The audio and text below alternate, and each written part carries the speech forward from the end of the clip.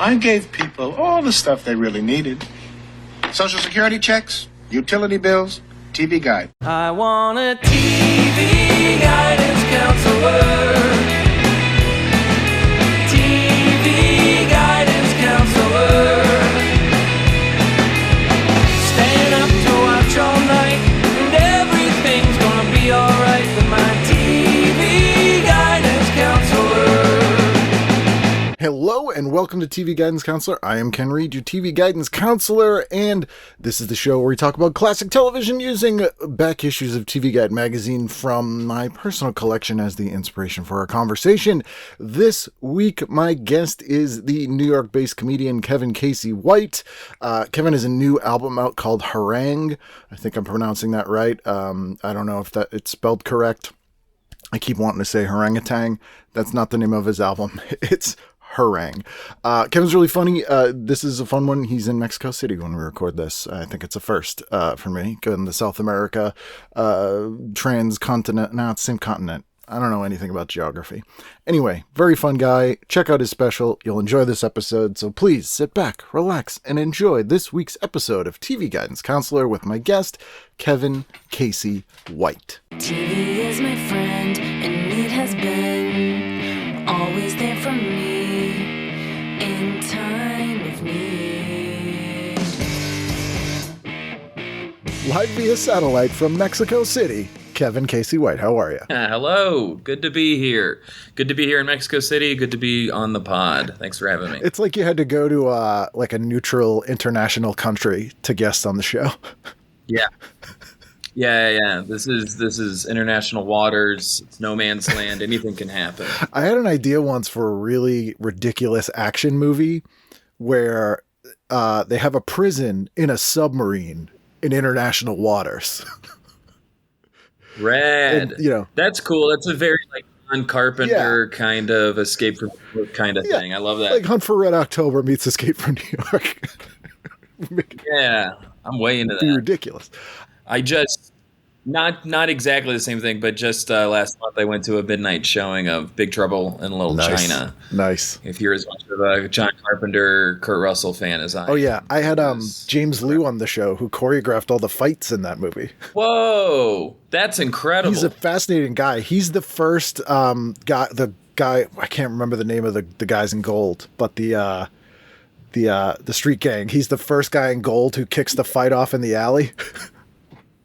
Sweet. Yeah. Oh man, that's incredible. Oh, dude, that rips. I'm gonna go back and listen. Oh yeah, that's super fascinating cool. guy. Yeah, no, I'm a big fan of that movie. That era of Carpenter and Kurt Russell is fantastic. Although I would not recommend listening to any of their DVD commentary tracks because it's basically two smokers' coughs for 2 hours. Oh really? It's just like for like the whole time. Little bit. I saw John Carpenter live. Playing music. With his son, The Lost Sounds. Yes. Did you go to that? No, I didn't know they were touring with it. That's really well, awesome. You didn't miss much. This will make you feel better. He's not what I would call a dynamic performer. Sure. And the music doesn't lend itself to like dancing around or anything, right? It's just like super moody synthwave, just feeling stuff. And you realize that creepy. It detached from a movie, it's pretty repetitive. Oh, totally. Yeah, I bet. And he would just... How much were tickets? they were probably like $60. And, I don't know what I expected. It was the novelty was kind of cool, but he'd like pop a Nicorette and then be like, the thing, and like press play on a keyboard and then just kind of stand there. It was like... Yeah, it's kind of just like one note. Yeah. Wah, All right. Everyone else loved it, but I was kind of like, okay, I kind of get it. Did they have like a screen behind them or anything? They did, but even then, that almost made it worse because you're like, I just kind of want to watch Halloween. Like, I don't want to see this. Totally. Like, you're like, it's not. By the way, I'm glad you mentioned The Thing. I don't know if you got to see my special at all, but I have not yet. The title card is a direct ripoff of The Thing's title card. With the plastic bag burning kind of thing. So, yeah, well, we couldn't get the burn to look right, but basically the special was like 90% done, and I was like, oh, I need a title card. And I was like, oh, I want this. Like, what's like one of the coolest title cards of all time? The Thing.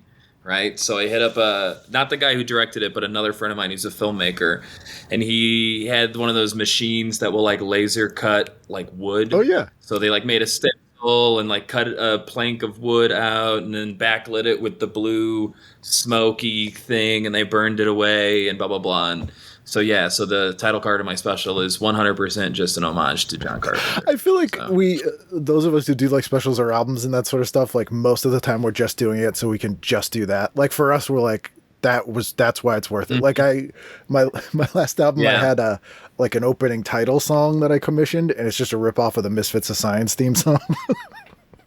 Oh, cool. Like, yeah, I mean, nothing more masturbatory than doing comedy, right? So you might as well just lean into so it. why? Yeah, go all the way. So did you grow up in St. Louis? I did. Okay. Yeah. Okay. So were you like a big cable movie kid? Because it sounds like, or were you like a big rental? It's funny you say that. Rental. We didn't have cable growing up, so I was looking through the TV guide, getting super nostalgic about all the programming, and also getting jealous of all the stuff I couldn't see. But it's funny. I knew this was going to come up, and I wanted to give a disclaimer that most of what we talk about will be not basic cable. It will be the stuff I grew up Perfectly on. fine. No, that's it. That stuff's very interesting to me because I always wonder, we got a real blue. I was gonna say we got a real blue collar show today. That's what television is. It was free, and we all, we could all get it there. Yeah. So this issue you picked here, this is the Boston edition, but it's May 3rd to the 9th, 1997, with Lucy Lawless in Xena form on the cover, and I imagine you were a Xena fan. Well, it's funny that the cover. And I don't know if I broke the form here a bit. The cover has nothing to do with what. Oh no, that's fine. Yeah. Okay. I would see Xena sometimes when you're staying home sick from work. Lucy Lawless is Xena, followed by Kevin Sorbo as Hercules for sure.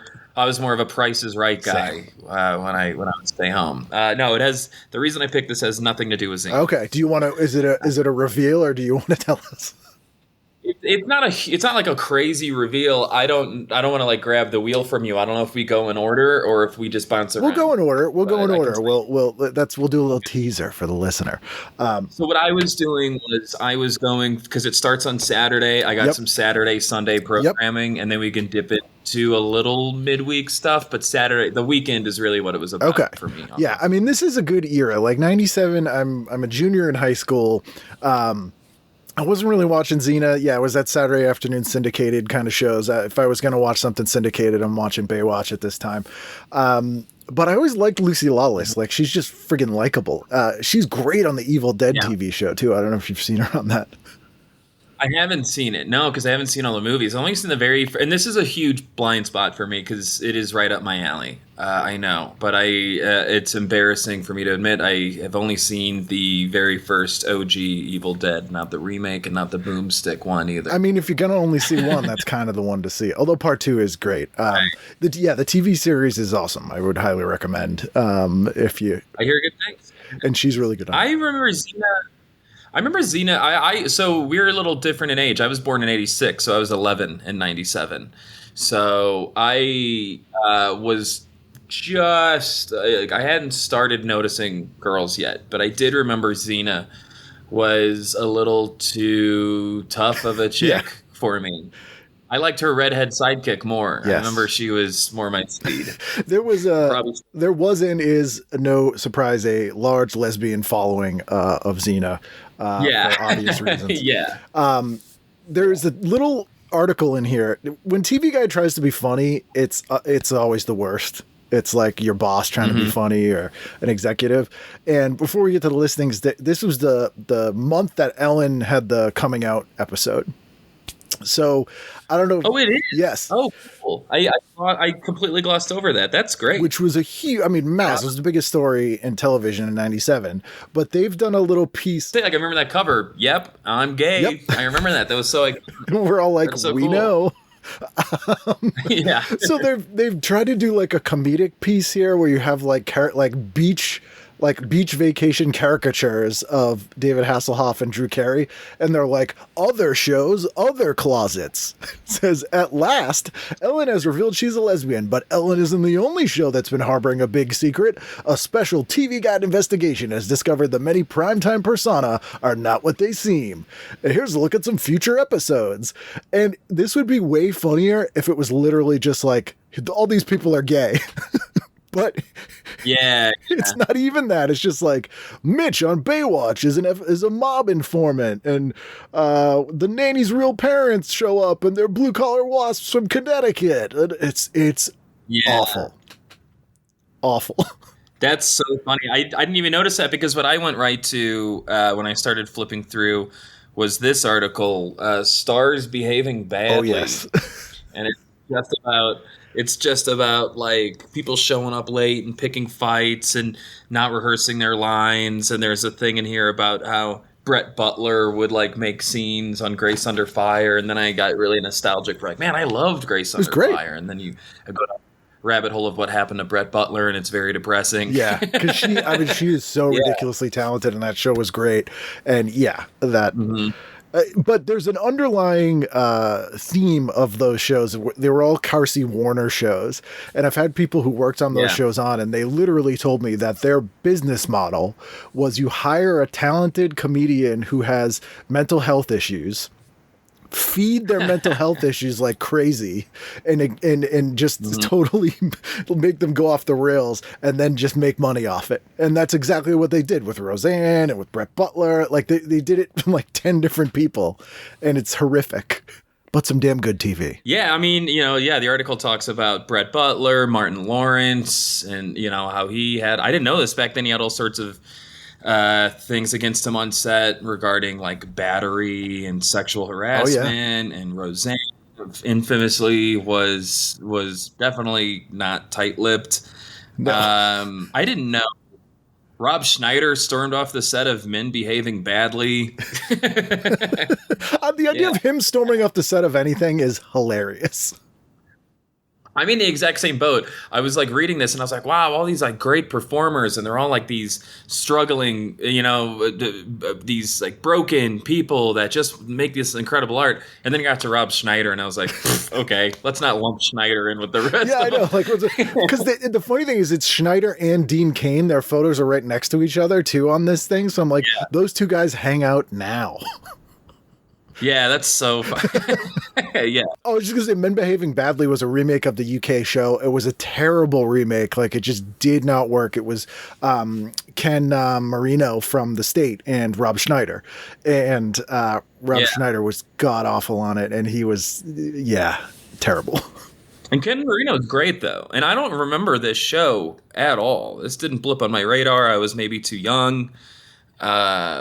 But yeah, like I said, I kind of had a laugh at like, okay. Yeah, I mean, Rob Schneider storming off the set is like, oh, what? Did he chip his tooth on a scone? Yeah. The little baby? What happened? Adam Sandler wasn't there to coddle him. Yeah. And then there's this article I actually totally forgot about. There's a fascinating article in here about Jack Parr. Yes, dude, this Jack Parr. Jack Parr, I am such a fan. I'm a huge Conan O'Brien fan, and I think he's more of a spiritual successor to Jack Parr than Leno or Carson was. I totally agree. Just the bonkers, off the wall kind of sensibility of comedy, and this is like, I didn't know. It's so funny. Like, Xena making the cover is the least interesting thing of this whole issue. It really is. In my mind. It really is. There's this week in 97, they're airing a PBS special about Jack Parr. And I kind of want to go back and watch this because he is sort of the lost late night host. Like, people will mention him, but they'll be like, Johnny Carson wasn't the first host of the, and then, but they never talk about anything else about him. Yeah. Yeah, man, absolutely. Yeah, I thought the exact same thing of like, I need to spend my nights doing that. I am a YouTube rabbit hole guy, So this will be my evening now. I am a huge edutainment fan. Yeah, as am I. And the fact that we can do that is amazing. Like, you can just read about a PBS special about Jack Parr from 1997 and then watch it in Mexico City on your phone.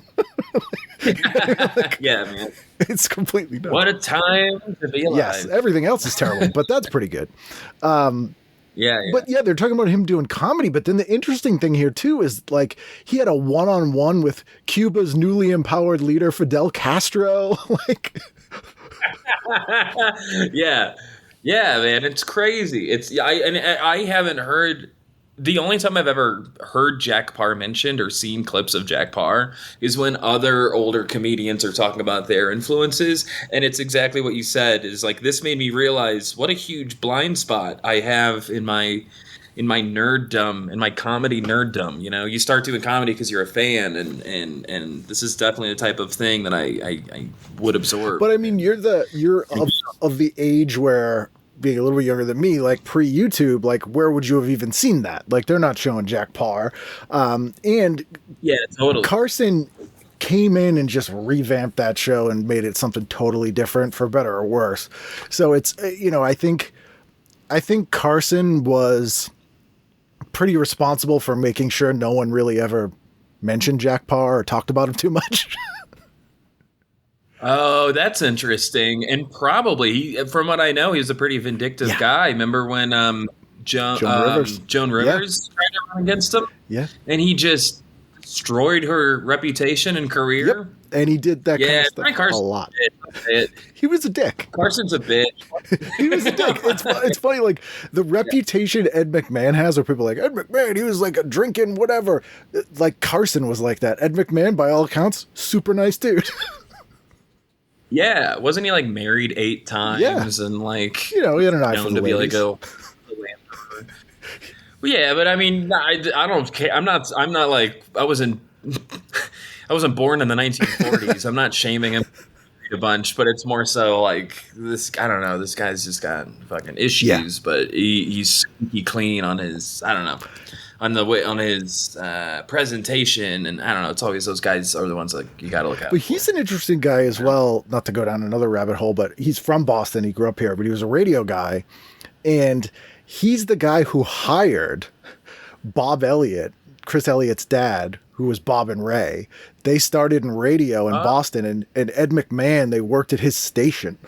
Oh, wow. Because that Bob and Ray stuff, if you ever listen to that Bob and Ray stuff, no. It's so funny. It's so funny. Like, yeah. It's Chris Elliott's dad and his comedy partner, and it's so contemporary and feels really timeless, and they're doing weird stuff and like 2-man kind of sketch stuff, and it's amazing. Like they in 1978 they had a special that aired in the SNL slot, and it was called Bob, Ray, Lorraine, Gilda, and Jane. And so it was the 3 women from SNL and then Bob and Ray. And it's funnier than anything SNL did that entire season. That's fantastic. What's it called again? It's called Bob, Ray, I guess Lorraine, Jane, and Gilda. I think that's online. You can Bob Ray Gilda. It'll pop up. That's cool. It's so funny. Like, you'll be shocked at how ahead of its time a lot of the stuff is. And like a lot of the stuff they're doing is like Letterman would do that like 8 years later. Sure. Yeah.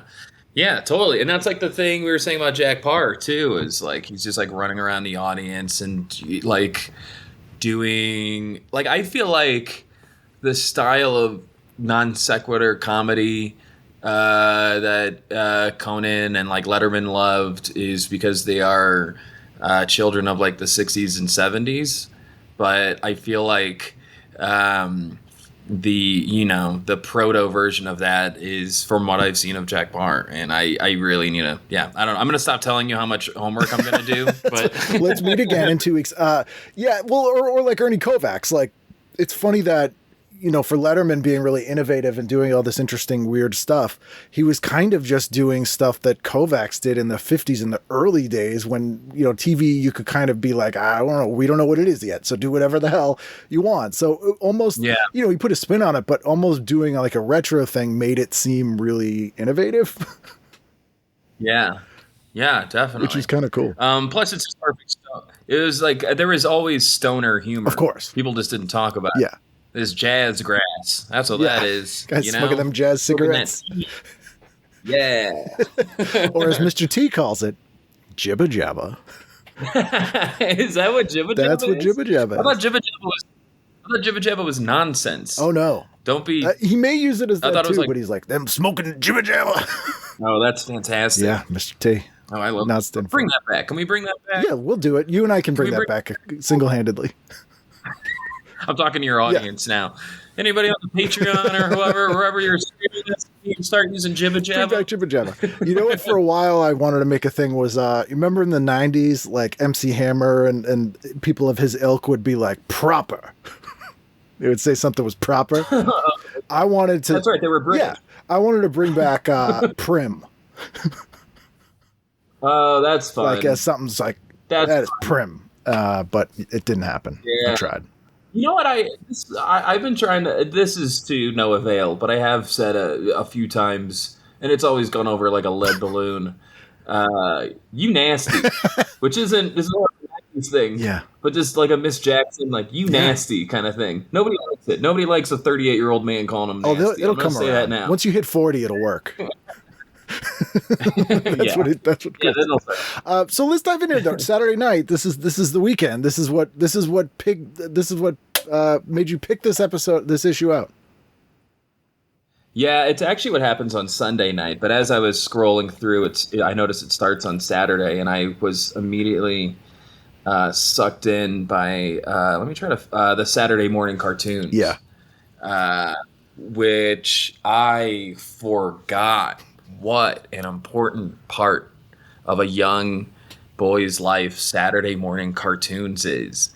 When you wake up at the crack of dawn, and you quietly shuffle downstairs. I don't know about you. I was a XXL t-shirt tighty whitey kid. And you and you plop down in front of the TV, and 4 hours later, the first adult wakes up, and you've just been sitting there frying your retinas. It's an interesting thing because it's sort of, it died in the late 90s. This is one of the last years we had network Saturday morning cartoons. It's so sad. Yeah, it was. Yeah, it's so sad. Well, the Cartoon Network got rid of it. It was, they could get it elsewhere, and the networks were like, "We'll just put the news on." Well, that's something. I'm glad you brought that up because that was something I was thinking. I was like, "Oh, it's a shame kids these days don't do Saturday morning cartoons, but maybe they do. I don't really know. I don't know what is happening on Channel 5 when at 6 in the morning on a Saturday. I mean, they do and they don't, but it's so like they can kind of watch whatever they want whenever they want. And, truth be told, a lot of Saturday morning cartoons, especially when I was growing up, were garbage that was selling garbage. But, obviously some of it was great, that there's a nostalgia for it. But I think that for kids who had that Saturday morning thing, it was sort of their first taste of having some autonomy over their own life, which sounds a little bit ridiculous, but you can get up and it's something for you, and it's just your thing. And so I think that's sort of missing. Absolutely. Yeah, that's a really good point.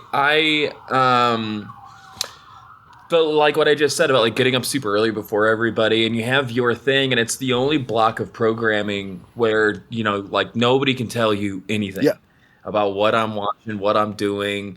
You're absolutely right. And it's just, and yes, it was garbage, but kids' cartoons are garbage today. You mean to tell me Paw Patrol is high art? Absolutely not. Right. But at least back then it was awesome. It was rad. It was in your face. And then it cuts to commercial break, and it's like, Crossfire and but that's the thing too, like because they knew their exact audience, the whole block is aimed at kids. So like it's rare that you watch a TV show and every single commercial is aimed at like an exact obviously aimed at an exact demographic. Like the commercials, everything, they're like, this is yours. Yeah, that's true. And also all the commercials back then, every commercial for a toy was a kid doing a thing, and then a parent coming in and being like, "What are you doing?" And then the kid like slimes them or something. And then like it's basically children murdering their parents so they can go full Lord of the Flies. Yeah. That's what all kids want. It was kids versus adults. Or every so often you'd get one where the dad then comes around. It'd be like, "What are you kids doing?" Yeah. And then like would be playing the game as well. Those were like the ones where they flipped it. It's like twist ending. Yeah, totally. So starting off my Saturday morning, personally, there's some early ones that I would catch kind of, but it wasn't like, okay, so I see here at 8:30 in the morning Saturday, right? We've got, or no, not 8:30. What is it? 9, I guess? It says here The Mask. Yes. I can't say I love the Mask cartoon. I love the Mask movie, but we all know that was just a moosh-boosh for what happens at 9:30, which is, of course, X-Men. Yeah. Which, such a great cartoon, and they just brought back. Yeah. They just, I haven't watched it yet, but they just brought back for HBO X-Men 97, or is it 97? Yeah, it's 97. Yeah. How perfect. Oh, so this is like the last season of the old X-Men cartoon. How apropos. Yeah, man, incredible. The love triangle between Cyclops and Wolverine and Jean Grey. I almost said Phoenix, but it was Jean Grey, and then the whole Phoenix thing happened, right? And I loved Gambit and Rogue and their whole thing. Well, she's like, I can't touch you, which is such. So it's funny. I wonder if that's like an allegory for being like a teenager, like wanting to touch your first boobs. Yeah, Rogue's an allegory for boobs. Everyone does that. Were you a comic reader at the time, or were you just watching the shows? No, I mean, comics back then, we all know, wasn't like it is now. I mean, I'm not okay. Let me take that back. I was young, so I'm sure there were of course graphic novels being written, and of course a very serious comic base. But I think this era is kind of the last era of comics just being a thing for kids, or maybe the first era of it being a thing for more adults. Sort of. Maybe. It was, so I'm a lifelong comic guy. And it was, I always joke that I cursed my interests at the time, cause it was like you suffered for it, it definitely wasn't cool. So the X-Men cartoon was and the Batman the Animated Series cartoon were these amazing, you like this stuff? Here's 2 really good versions of the things you like. Cause we didn't get anything. They never had that kind of stuff on that was of any quality comparative to the books. So, these were like little islands of greatness in a sea of garbage. Yeah. Yeah, totally. And I guess I gotta step back what I said, because I just talked about the love triangle and blah, blah, blah. I mean, those are adult themes. Sure. So I guess I was too young to appreciate it. But when I was reading comics back then, it was more like, oh, wow, that's like a really insane cover, and it caught my attention. I talked my dad. Yeah, I talked my dad into buying it while we were at the grocery store, and I would absorb that. But I wasn't serial about it. Yeah, and it was, and I think that was most people, and most people looked at it that way. So it was interesting to present, and I'd call a Saturday morning cartoon on Fox in the 90s mainstream. A mainstream version of that was really weird. And to your point, it's strange to say that now because people are so 90% of the new stuff streaming is based on a comic book. But that was not the case. It was very strange for that to be the case then. Yeah, it's crazy. What a little slice. You can see the little seedlings starting to hatch for where we are now. Yeah, it's the generation who grows up watching a thing and then starts making that thing. It gets that one step further. Totally. But like you said about the Batman animated, and I was going to try to find a whole block for after school programming too, but the Batman animated series should have won every, give it a Pulitzer, give it an EGOT, give it you know what I mean? It is incredibly well made. We all know about how it was the only cartoon drawn on black paper, which is fun trivia, but also every episode had its own original score. Yeah. This must have been the most expensive cartoon on TV at the time. And a title card. And speaking of title cards. Yeah, that's true. And what I would give to have one of those paintings up in my house. I know people who have them. I would pay any dollar amount for one of those. What a nice little. Paul Dini's a friend, and he was one of the guys that co-created it, and he created Harley Quinn, and he's also a huge comic book nerd and collector, so he grabbed stuff. So he's got all the episodes he wrote. He has the title page. Wow, how cool is that, man? That's incredible. And I know you like me loved Mask of the Phantasm. Yeah. And that's one of those movies that you know, like I said, I'm 38 and I want my girlfriend to like appreciate it, but I know she won't, so I just won't show her. I don't want to do that thing where I'm sitting watching her watch it, but it's one of those things that like moved me as a kid to such an extent that if I tried to make someone love it, it would only ruin the experience for them. And it's one of these things that it's like, I'm so glad we can geek out on this right now. It could hold up. Buddy, I am. It could hold up. Like I saw that on, I think it was Christmas Day, 95, and it came out in the theater. Mm-hmm. And yeah, it blew me away. It was amazing. It was like the best Batman thing forever. And actually, here's a complaint I have.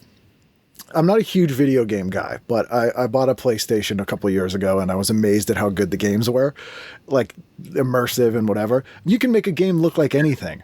Why isn't there like a Batman the Animated Series game that looks exactly like it, and you could walk around the city and you would look just like the cartoon? Yeah, that would sell. That would sell, no doubt. I mean, come on. Did you ever play the Arkham Asylum games? did, and they were pretty cool, but like, how much cooler would those be if everything looked like Batman the Animated Series?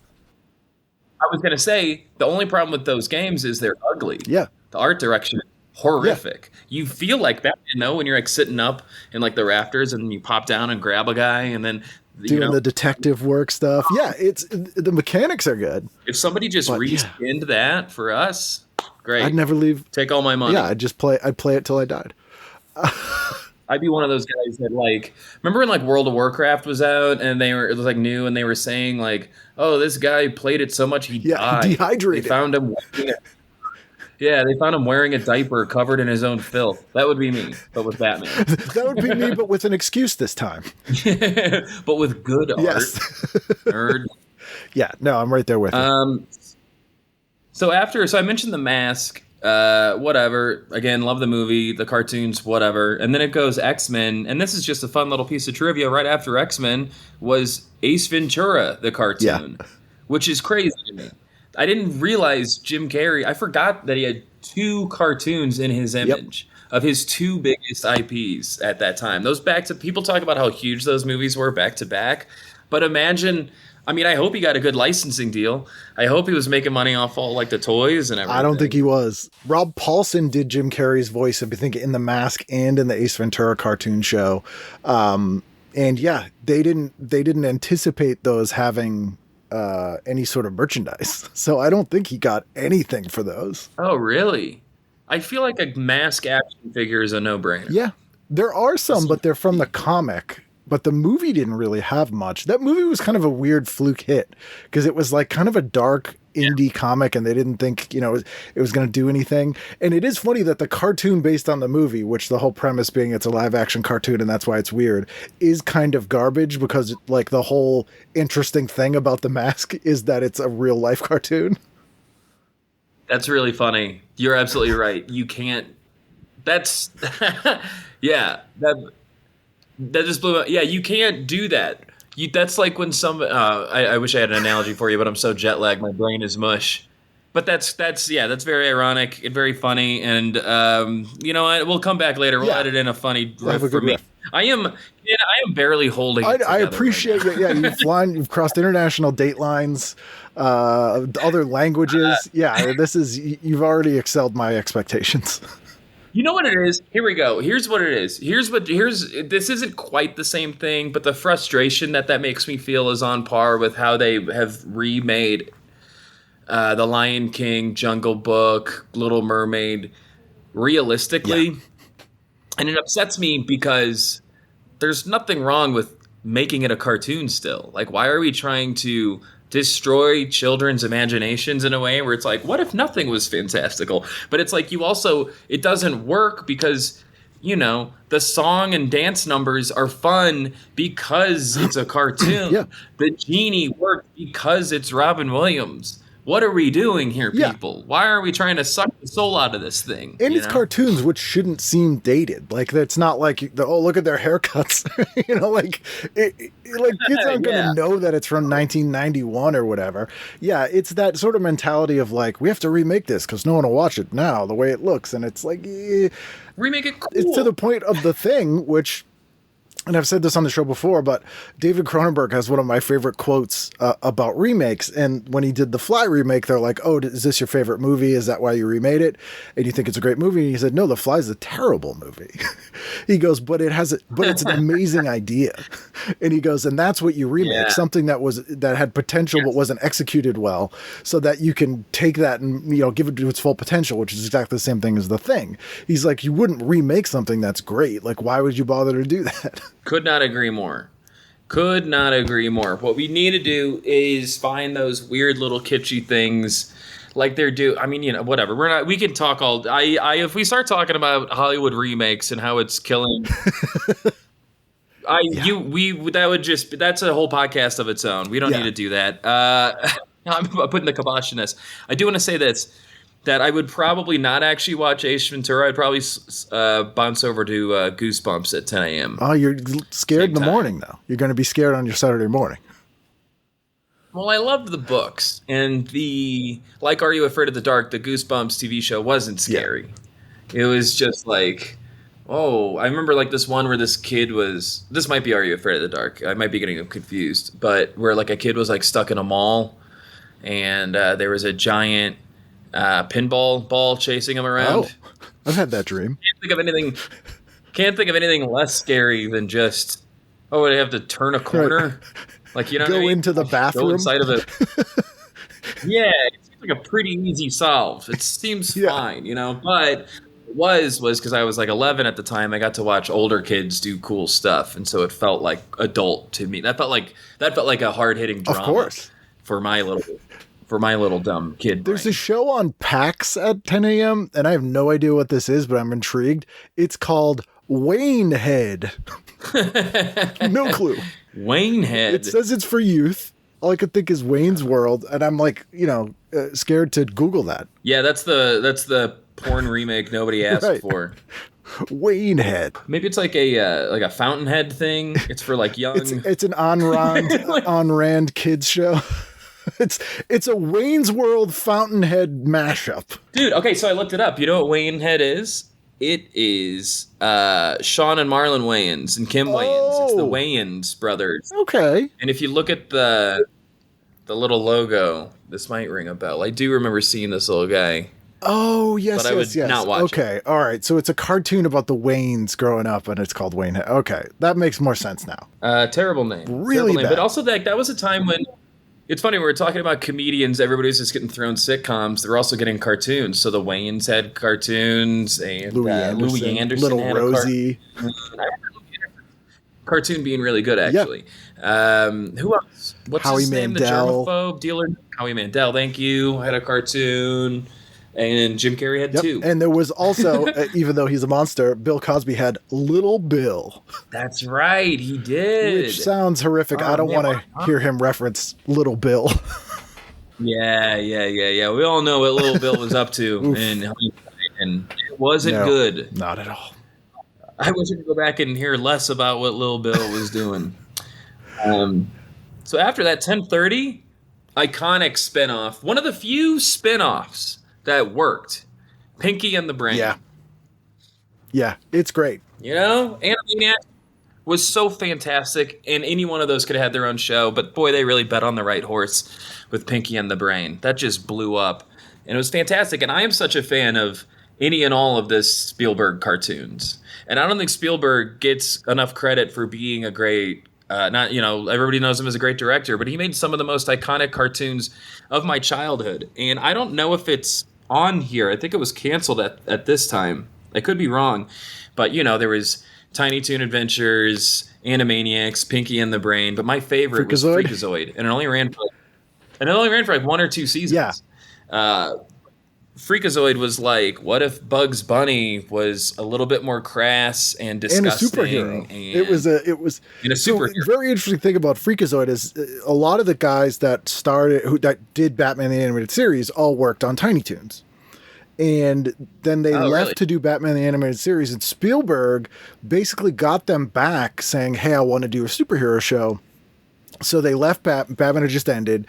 They went and did Freakazoid, but hated it because Spielberg wanted to make it more comedy, and their idea was like, what if you had a regular superhero show, but Bugs Bunny was the superhero? Like, he's like just basically a like psychotic, right? But so they kind of, you know, obviously if you're having a creative discussion with Spielberg, like he's going to win.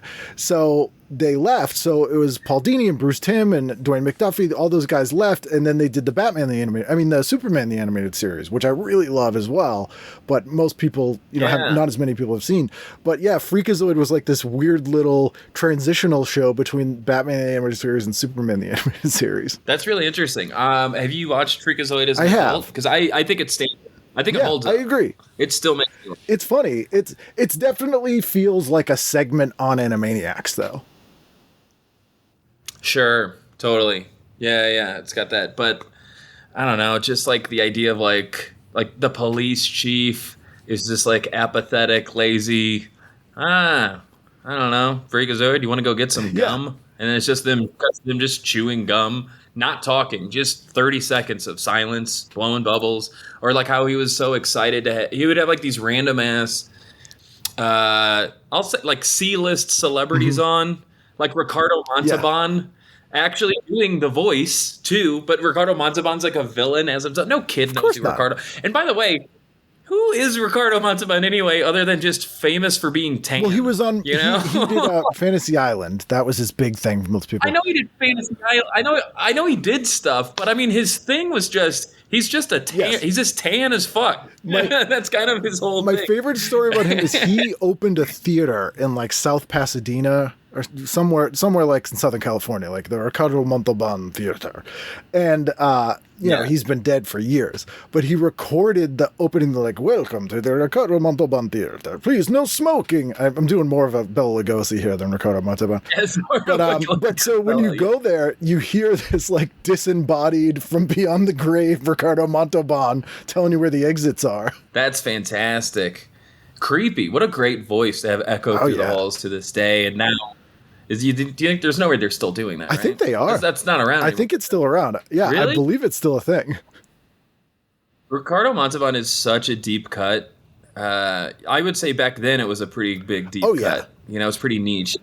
I'm shocked if anybody's, or if there's any big. I keep doing. This is a thing I like to do on podcasts. I like to act like I'm the host and go, if there's any big Ricardo Montalban fans out there, leave a comment. Call her. trying to help with engagement. Someone's like, yeah, I really like Ricardo Montalban. Great, thanks. I'm a Montalbaniac. I'll take my answer off air. And then after that, I mean, there's something, you know, the next one I think we kind of sit through. You know, there's I was too young to care about Saved by the Bell and whatever. But if you wait a little bit longer, till 11:30 on Channel 4, what do we got? We got Ninja Turtles. Yep. Say less. What hasn't been said already about the iconic Ninja Turtles? You talked about crap cartoons created just to market toys to children, but did anybody do it better? Maybe Transformers, you can make an argument, but Ninja Turtles, to this day, they made one a couple years ago. There's a new one on now. Oh, is there? Yeah. I was thinking like I know they made like a movie. Seth Rogen made a movie a couple years ago. I didn't know they were still doing a Nickelodeon. It's called like The Next Mutation or something. Yeah, there's been like every 4 years there's like a new Ninja Turtles like iteration. Got cartoon on TV. Let's play a little game. Let's guess each other's favorite Ninja Turtle. Okay. Do you want to go first? Yeah, I'm gonna. Okay, so you seem organized. Okay. All right. You seem like, whoa, you're putting on a podcast and you were on time and I was late. So you were early. So I'm going for it. I'm gonna go with. I feel like you liked Raphael. I was a Leonardo guy. I was gonna guess Leonardo, and then I was like, nah, Leonardo might be too nerdy. Here's why I leaned Raphael. Most people I've asked seem to like Raphael the most, and I don't get it because he was honestly my least favorite. I thought he was kind of a party pooper. I thought they were like, he's like dark and moody. I thought he was like, that guy kind of seems like he was like, will you guys go to sleep? I gotta get up in the morning. So I just told you mine's not. You're Michelangelo. But, you know. 110% on Michelangelo. Yeah, it's obvious. He's the party dude. It's obvious. Yes, it's still. I love pizza and skateboarding. Yeah, dude, Michelangelo is my shit, and it's rare I find another Michelangelo, which has always been strange to me because I feel like Michelangelo was the voice of the children watching it. Yeah. Oh, absolutely. Do you know who voiced Michelangelo, by the way? No. It was Robbie Rist, who played Cousin Oliver on The Brady Bunch, if you recall. Oh, wow. But Robbie's done a million cartoon voices. But yeah, he was Michelangelo in the cartoon series. Wow, that's great. Hey, anybody getting work, I'm happy for him. I've had him on the show before, and he teaches like voiceover classes. And a friend of mine was like, "Oh, I just moved to LA." I was like, "Oh, I'm trying to learn voiceover," and I was like, "Oh, let me give my friend Robbie's number." So he goes, "You didn't tell me it was Michelangelo," because he like called him, and he was like, "What the hell?" What do we think the least popular one was then? Donatello, yeah. I guess. No one liked Donatello. Yeah. I feel like his name is boring. He had a boring weapon. He did have a boring weapon. It wasn't sharp. Yeah, they really kind of did him dirty. Yeah. Yeah. I also love Casey Jones. Oh, yeah. But yeah. I mean, because he was like Jason Voorhees that fought crime. Yeah, dude. Absolutely. Now, competing with Ninja Turtles, this is just a bad time slot for this other cartoon. The Tick. I love The Tick so much. Man. So good. So funny. And also the live action show that they did years later with I know the Patrick Warburton one. Yeah, right. There's two. The guy from Seinfeld. Yeah, there's a Patrick Warburton one that came out in 2001, but there's one that Amazon Prime did a couple years ago with Peter Serafinowicz. That's so good. Oh, I didn't know they did that. It's really funny. Okay, it's really, really good. The 2 seasons, really great. All right. I'll put it on my homework list. Well, the cool thing about The Tick in all its iterations was Ben Edlund, who is a Boston guy. He used to work at the comic book store I used to go to as a kid. He created The Tick, and he worked on every adaptation of it. So he worked on the cartoon, he worked on both the live action shows, and that's so rare to have the person who created the character work on the shows themselves. So they all had his voice, and they were all really good. That's fantastic. Do you think that's because The Tick is niche enough where, well, I don't know. I mean, like, I feel like normally these properties get muddled with notes from producers that don't care about the final product, or they don't have reverence for it, the source material, but maybe The Tick is niche enough where people just kind of leave it alone. You know? So there was a weird thing where, because Ninja Turtles had started as an indie black and white comic, also guys from New England, and was really a fluke hit like that. There's no reason that should have gone from this weird black and white comic independently published by some guys from Maine to be the biggest kids thing on earth. But what happened was all these companies were like, hey, go find whatever comic that like indie little comic no one's heard of, and we'll get it for no money and make a thing. So they did Fish Police as a TV series on ABC, which was based on a comic. Fish? Yeah, it was Fish Police? The Tick. Okay. The Mask, Hellboy, like you started getting all these non-DC Marvel comics because they were like, there's got to be all these properties. And because they weren't established, and because giant corporations didn't own them already and have like, well, we can't do this with the character because we got to sell these sheets, or, all that kind of stuff, you got sort of a more pure version of the show, I think. Mm-hmm. Was Street Sharks one of those, or was that one of the ones where they made the toy first and then reverse engineered a cartoon? Yeah, that was a reverse engineered cartoon to be like, how can we make our version of Ninja Turtles? Right, that's what I always figured. But what was the other one? Wasn't there wasn't there one with mice? Oh yeah, there's Biker Mice from Mars. That's the one. Was that also reverse engineered, yes, or was that a that comic? Was not a comic. That was a reverse engineered as well. Okay. Yeah. I'm noticing a theme here. Okay. And then, so after Ninja Turtles Tick, back and forth during commercials, then we get into the afternoon, at which point I would have been told to go outside and hang out with the neighbor kid down the street. So we'd probably set up a ramp and jump stuff. Try to injure ourselves. Yeah, we just jumped each other. So that's my Saturday morning. Absolutely. So that's my Saturday morning cartoon chunk. There's one thing I want to mention on Saturday morning that's really interesting is at 11 a.m. there's the Cryptkeeper's Haunted House. Dude, okay, I saw that. And I love Tales from the Crypt, but I do not remember a cartoon version. So this was not even the cartoon version. There was a cartoon version called Tales from the Cryptkeeper that was like a kid's version, Tales from the Crypt. This was a live-action game show hosted by the Cryptkeeper. Hello, boys and ghouls. Yes. So it was basically like Double Dare, but with like haunted house theme, and the Cryptkeeper was Mark Summers. That's fantastic. Yeah, it's weird. That's incredible. It's real weird. Okay. Do you mind if I get high and just go watch Go that? for it. And Go for it. Yeah. You'd never stop watching it. Can you think of any better way to spend a random Tuesday night after popping an edible? I can't. That's pretty much, because you'll be like, is this real? Dude, because oh man. What's it called? The Cryptkeeper's Haunted House. Haunted House. Oh, here it is. Wow. Did you watch that as a kid? I did watch it because it was so. I was also a big Tales from the Crypt fan, and that was a comic. But even at the time, I was like, this is so weird. It must have been horrible, right? I mean, it's very good. Well, it's very good at what it is. If that makes sense. Okay. It's a kids game show hosted by the Cryptkeeper, and it definitely is. That's interesting though, because I always felt like when I was a kid and I was staying up to watch Tales from the Crypt that I was being like a little naughty. You know, I had to like turn the volume down a little bit. Turns out kids love the Cryptkeeper. Yeah.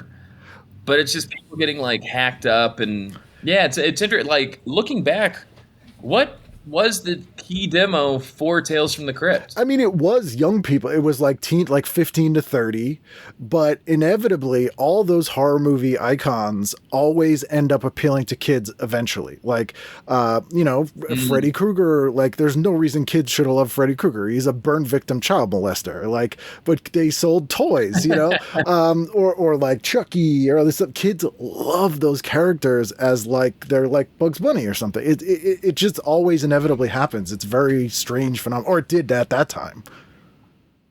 That's really interesting, and yeah, that's true.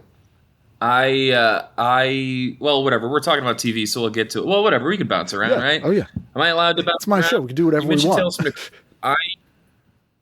I used to, when I was a little kid, I would beg my parents to let me stay up because I really love Conan O'Brien, right? Like I said, and we cut a deal where I had to go to bed after the first desk piece, after the first sketch. So it'd be monologue and then desk piece, and then the guest would come on after a commercial break. And sometimes I didn't care so much about the desk; it was the bits I wanted, right?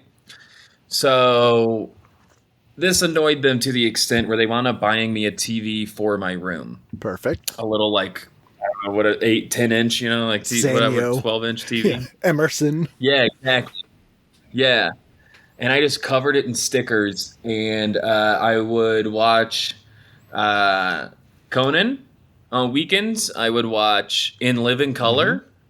And whenever, I think it aired on Fridays, maybe whatever night it aired, Tales from the Crypt. That was like my holy trinity of like, oh, now I can stay up and watch whatever I want, And then after those blocks, then the phone sex ads would start coming on, and I didn't know.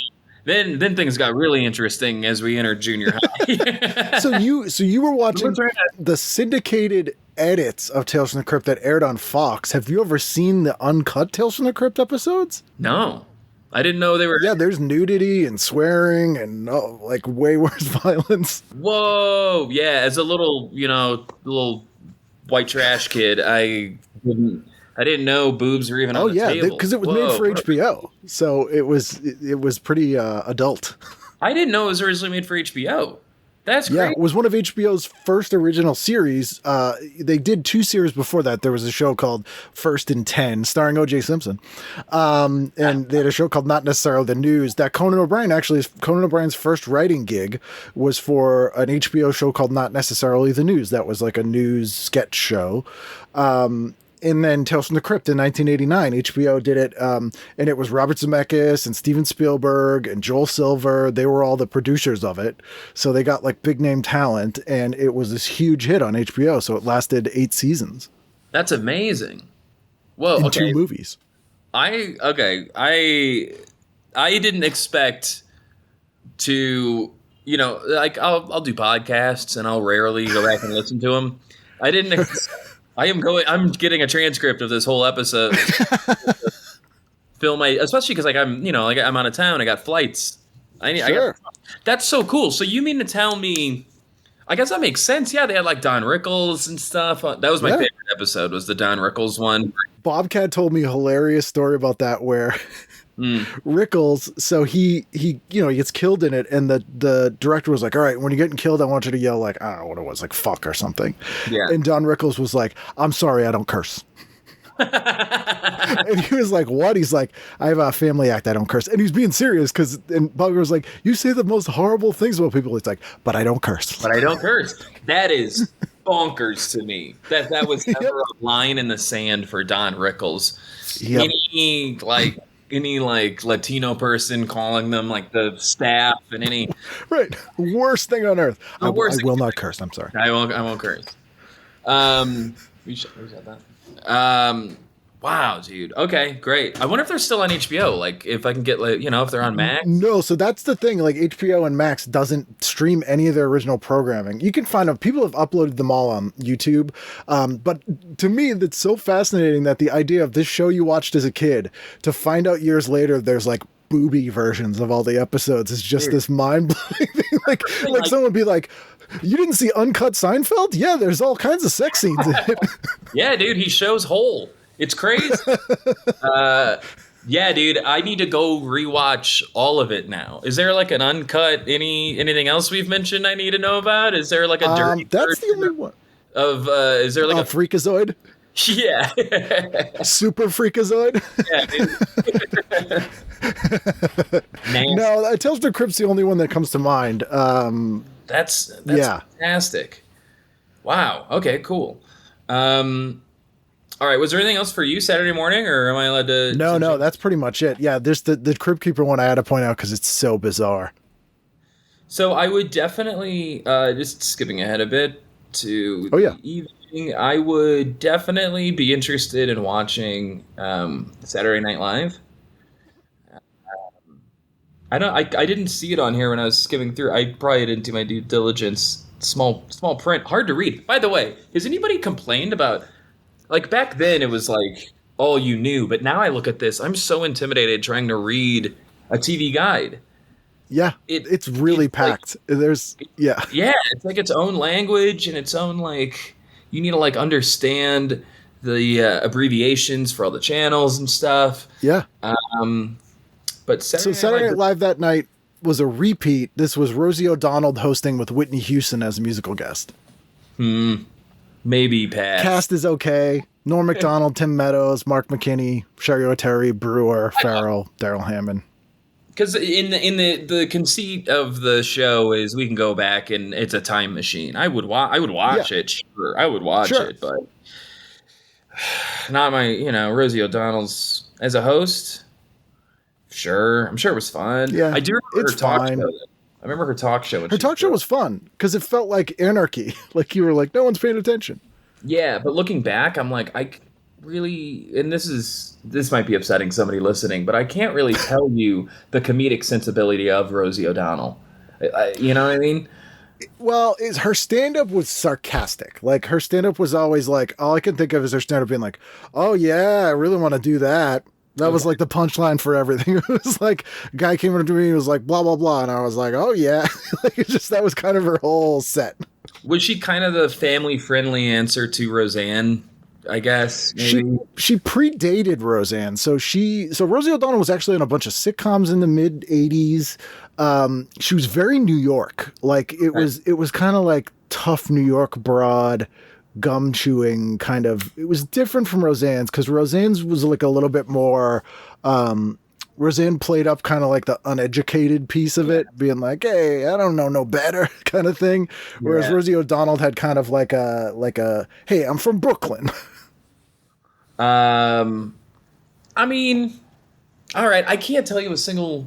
Yeah, I don't know. Maybe this is another blind spot for me. It's just like big shoulder pads. I always.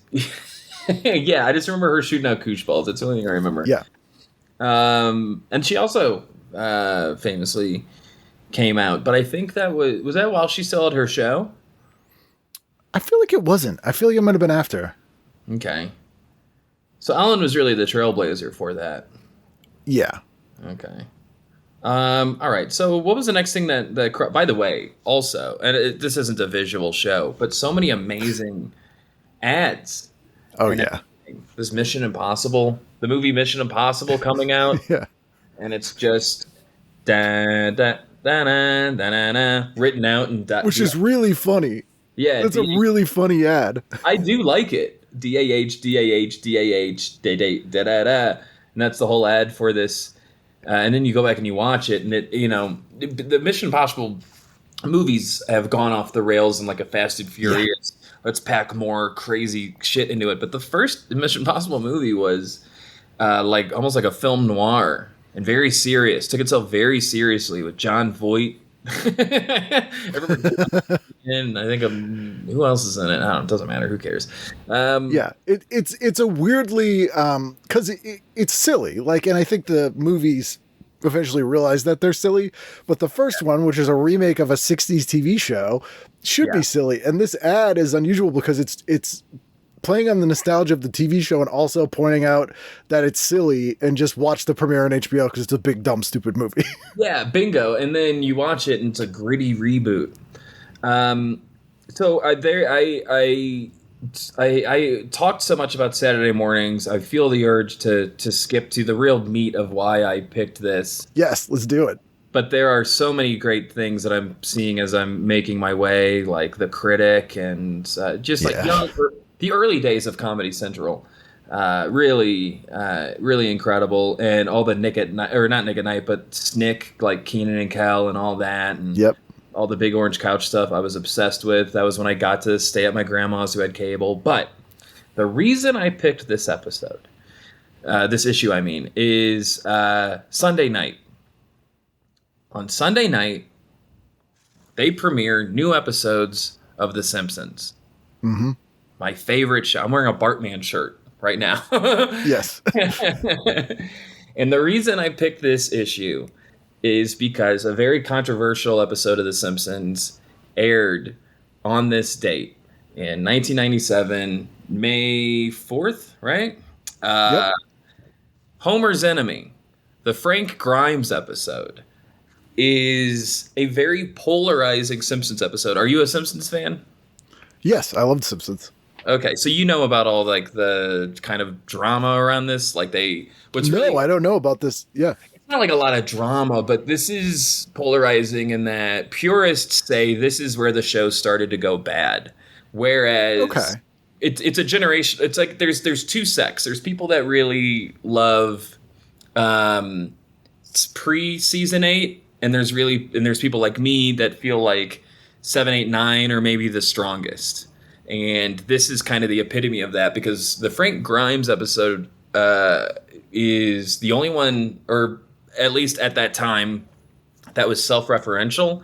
So Frank comes over for dinner, for example, and it's kind of referencing that Homer had been to space and was friends with Gerald Ford and like knew George Bush and like all this stuff. And a lot of people didn't like that because every episode before that was kind of its own little, whatever you call it. There's probably a sitcom term for when. Yeah, it was like a self-contained, like a reset every week. Yeah. Yeah, so people didn't like that. And also it's like the darkest episode. Frank Grimes, spoiler alert, everybody, but at the end, Frank Grimes accidentally commits suicide. Yeah. And it is a very bleak and dark and it's a very dark episode for The Simpsons. And then even at his funeral, this poor man is mocked and ridiculed, and he just cannot catch a break. And I absolutely love it. My favorite 2 episodes are this one and Hank Scorpio. And those are my 2 picks. And I decided to go with this one because I want to wake up the next day or whenever reviews were posted, because it might have taken a couple days, but I want to see what people wrote about it at that time. That's why I picked the Xena issue. Yeah. I mean, that makes it like, and they treat it like a pretty normal episode here. A plant employee who's had it tough because Homer's lack of professionalism in his lifestyle. Meanwhile, Bart buys an abandoned factory at an auction for $1. Yeah, they didn't really, I guess you just needed the hindsight of distance to kind of see that there was a shift there. But, you know, when a show's been on, I can't believe the show's still on. What are they on? Almost season 40? They hit season 40 yet? Honestly, put it out of its misery. We'll talk. We'll get back to it. Yeah. Yeah. But, you know, even a show that can be surreal and weird, like after 8 seasons, like you kind of have to go bigger in some direction, or it ends up just being a rehash or you're just remaking old episodes, you know?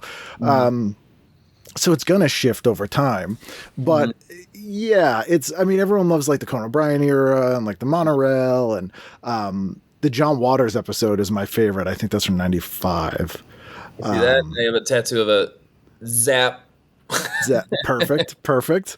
Yeah, I have somewhere in here, I have an action figure of like John Waters from The Simpsons. I don't know where it is now, but yeah, I mean, like that's probably my favorite episode, and that's closer to this era than the early days. But it was also, to put it in context, King of the Hill had started. Family Guy was just about to start. You had a bunch of sort of rival Simpsons type shows that were on. In 97, UPN put out home movies that started airing, like Dilbert. Like they started this whole second wave of like, you know, primetime cartoons for adults that have like an irreverent kind of, you know. So they sort of had to shift because other things had kind of caught up to what they were doing. Totally.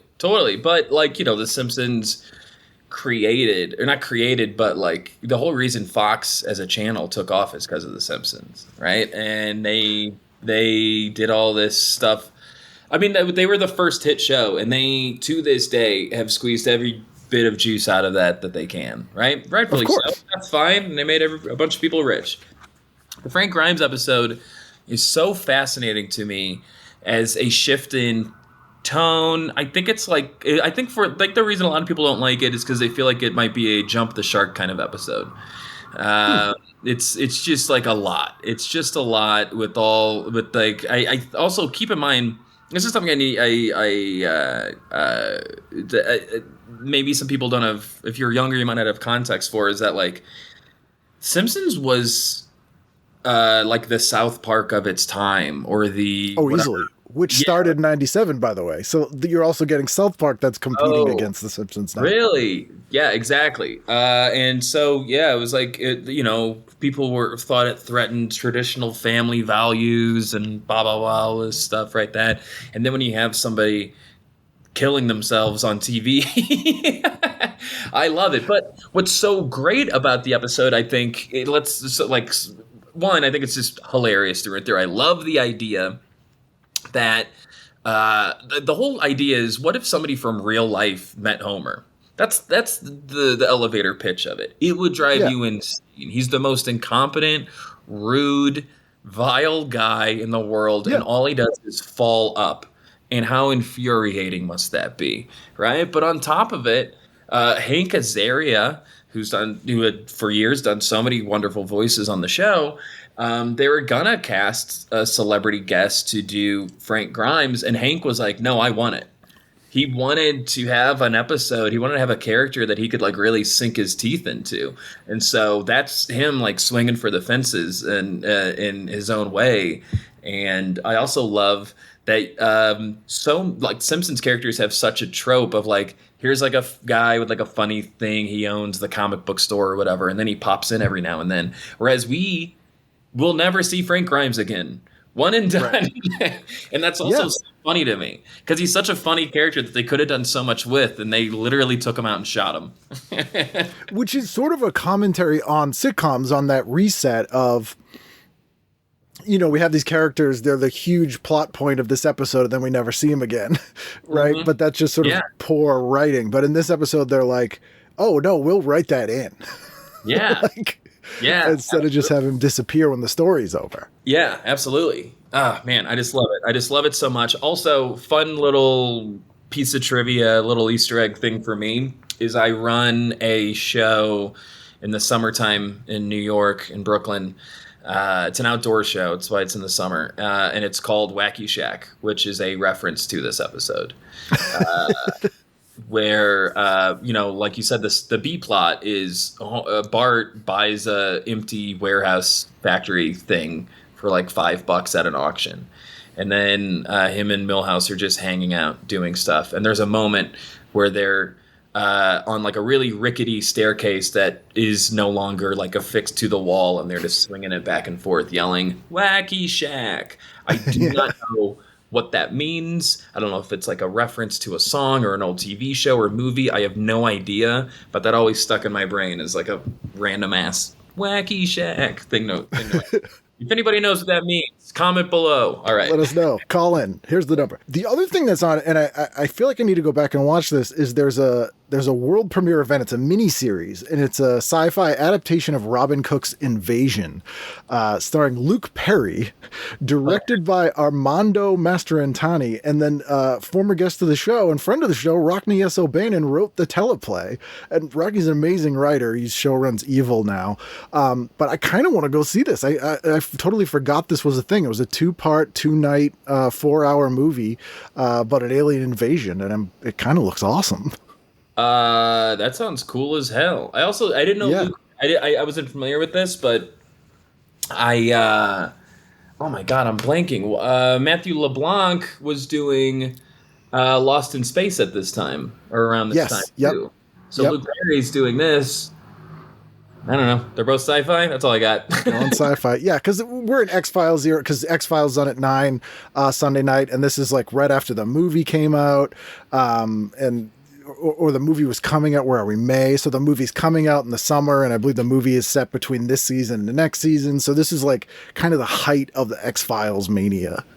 Dude, that's incredible. How fun, man. Yeah, I was looking at all this other stuff too. Sunday night was a beast, right? We've got Third Rock from the Sun, King of the Hill, like you said, X-Files. I think I can't find it. I think Cops was on.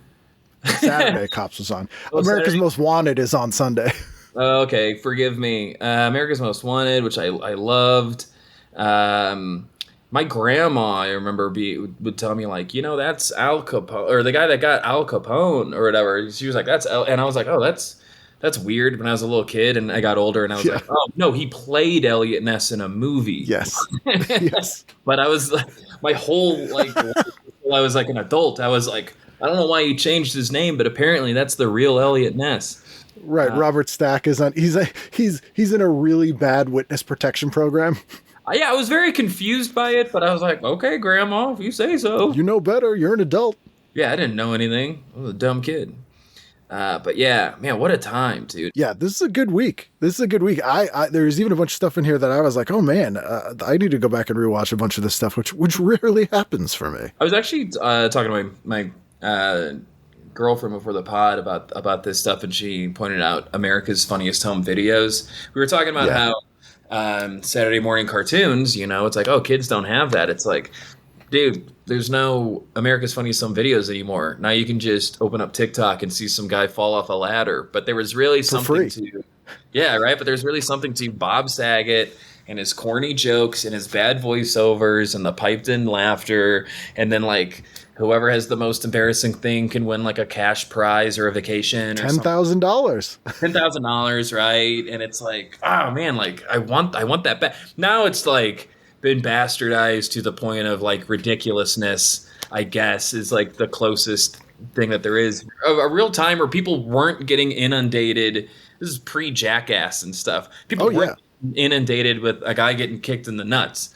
So it was like really novel to see like, that dog is humping this guy's leg while he's taking a nap. Hilarious. Well, he gets kicked in the nuts. Yeah, we're in a post-nut kicking world. But the other thing was it was a novelty of, for the first time, there was a little blip of the late 80s before cell phones where consumers could have video cameras relatively cheaply, and people would record things just for the hell of it, or like, and you would catch stuff. And that was a weird little moment that is gone because everyone is too self-aware about recording all the time, and everything's recorded all the time everywhere now. So like the novelty of it is totally gone.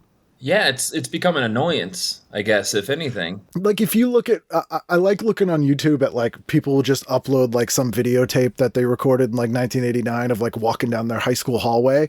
But it's funny to me when you see the difference, the way people act. Like if you had a camera, then people would be like, "Oh, don't film me," or they'd be like, "Hey, look at me." And now nobody even pays attention or notices. Like people felt the need to act differently when someone had a camera there at that time because it was so unusual. God. You're absolutely right. Yeah. Yeah, crazy. It's crazy how, like, accepting of it we are for in either positive or negative. And it's like, it stinks, you know? It's, there was something special about, it's almost like being in front of a camera was only reserved for movie stars and elite. Yeah. And then the idea of, like, you and your buddies making like little movies together and stuff. You mentioned home movies before, but it's like that show just comes from the love of doing that. And now you couldn't do that. You couldn't have a show where it's like, what, a kid owns a phone? Yeah, we all own phones. Yeah. Whatever. Why is that a show? I won't keep you all night. Well, we'll wrap it up on Monday here, but there's two things on Monday night that are fascinating to me. So one is I forgot on the Jeff Foxworthy Show. Do you remember who played his children on that show? Okay, I had the exact same. I'm glad you brought this up. I thought the same thing. I saw this ad and I was like, oh my God, that's Jonathan Lipnicki and what's the other kid's name? Haley Joel Osment. Haley Joel Osment, yeah. I forgot he had a show, period, let alone the two most iconic child actors of that time. Insane. It's almost like I don't remember. So Jeff Foxworthy, definitely a big enough, like his CDs were huge. I remember my parents had like massive, CDs, right? So of course he's going to get a sitcom deal. But instead of, I don't know who this woman is who plays his wife, but do you think they saved a little bit of money by being like, just get instead of one, like remember like, you know what I mean? Like remember like King of Queens was like, let's make his wife hot, or like that was like a thing that it's like a device. Or like, just get him, let's save some money, let's get two popular kids, I guess. But they weren't popular at this time. They had made, this is like pre-fame. Really? This is pre Sixth Sense and yep. Sixth Sense was 99 and when was the Tom Cruise movie? Jerry Maguire? Jerry Maguire, I think, was 98. I don't know. But that did make me think, while you looked that up, you said, wait, what was it, 98? 99 was Sixth Sense. I think Maguire was 98. Let me see. Okay. It has nothing to do with anything, but you just unlocked a core memory. When I was in 8th grade... 96 was Jerry Maguire. 96. Interesting. So Jonathan Lipnicki he went right into this thing. Into a sitcom, which was a good gig at the time. Well, I was going to say, we don't know how many seasons Jeff Foxworthy Show ran for. He could have been doing that in tandem. We don't know. That's true. Yeah, because we're in 97 here, and this is the second half. So yeah, it was probably around the same time. I feel like it goes against some labor laws. As far as I know, he's not a twin. But 100%. Yeah, he's like 6 years old. We're gonna gloss over it. No, just that you mentioned Jerry Maguire, and I thought about Cuba Gooding Jr. And when I was like in 8th or 9th grade, me and my buddy Alex wrote our first screenplay called "The Adventures of Cuba Gooding Jr." And it wasn't about him. It was about a different guy who's also named Cuba Gooding Jr. And how I think you could pitch that now. And how his name gets him in all sorts of misadventures. I'd watch that. It's like a boring ass buttoned up like white guy in accounting. No, my name is also Cuba Gooding Jr. It's like the Simpsons episode. That's his nemesis of yeah, dude. Yeah, absolutely. And the other thing here, ABC, I cannot believe they're advertising this Monday night. They say, tonight, watch an actual skyscraper crumble right before your eyes. And it's called Explosion Live. It's an hour-long thing of them demoing a building. And, buddy, let me tell you, I did watch this. I remember watching this. Can you believe, like, what? People, looking back, people must have been like, oh, the boob tube. Can you believe these idiots will watch anything? Well, guess what? My family tuned in, okay? It's right up there with Cops. It's art. I mean, obviously, post 9/11, you're not doing this just for good taste, but it says an hour climaxing in the implosion of a building in Omaha. Other segments show explosions that create avalanches and man-made reef barriers or demolish bridges. Also, a profile on quote-unquote explosion master Mark LaRusso. What a job title. Oh, that's so funny. Explosion. Put that. I want to make cards that say explosion. Explosion master. Yeah, You know he had a satin jacket that had that on the back. There's no way you couldn't. Yeah, dude, for sure. See an entire hour of life-threatening, edge-of-your-seat blasts. This is the type of thing that The Simpsons would parody. This is the type of thing that Homer would tune into, and they would be making fun of Fox for airing in the first place. But ironically, it wasn't on Fox, it was on ABC. So even ABC got wise and learned, hey, there's money appealing to the lowest common denominator. Let's cash in. Then, after Explosion, there's an ABC world premiere movie, Tidal Wave, No Escape, starring Corbin Burnson. It says, can't swim, better learn. And it's this giant tidal wave like crashing over LA. Oh God, that's fantastic! Yeah, dude, I would. I want to watch that. I want to watch that. That's so a good bad. night. I don't know. Okay, so I gotta get high and watch the Cryptkeeper game show and Explosion Live. Yep. And tidal wave. Your whole trip's sorted now. Dude, this rules. I'm not leaving my room. That's it. Yeah, perfect. I didn't even get to. I feel like we've been on for a while, but I didn't even get to talk about TJIF and my crush on Topanga. So, you know. Oh, you got to come back. We'll do a part 2. Yeah, this is super fun. What a fun show. I very much appreciate you having me on. Oh, thanks. No, it's been great having you. Dude, this kicks ass. Dude, all right.